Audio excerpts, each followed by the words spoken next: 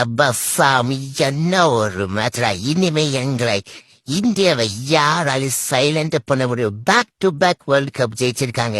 என்ன ஒரு performance India. India first batting Sanju சாம்சனும் அபிஷேக் சர்மாவும் போட்டு துவச்சு எடுத்துட்டாங்க. Abhishek Sharma 21 ball 51 run 6 4 3 6. அடுத்து நம்ம சேட்டா சேட்டாவோட பர்ஃபார்மன்ஸ் அப்படியே கண்ணுல ஒத்திக்கிறான் போல இருக்கு.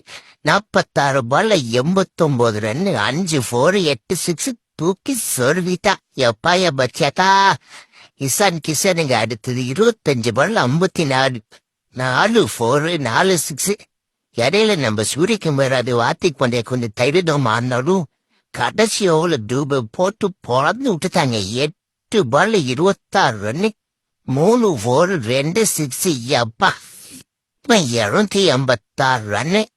அந்த நியூசிலாந்து டிம் ஷெஃபோர்ட் 52 சாண்டர் மட்டும் 43 அடிச்சு மத்தவங்க எல்லாம் வந்தோம் போனேன்னு இருந்தாங்க. ஜஸ்பிரித் பூம்ரா தரமான போலிங்க 4 ஓவர் போட்டு 4 விக்கெட் ஒரு 13 ரன்னு.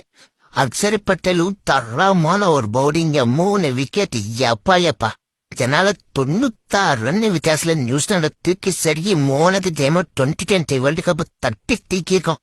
அப்படியே சந்தோஷத்தோட நம்ம சேனலை சப்ஸ்கிரைப் பண்ணிட்டு போங்க. சொல்லுங்களா.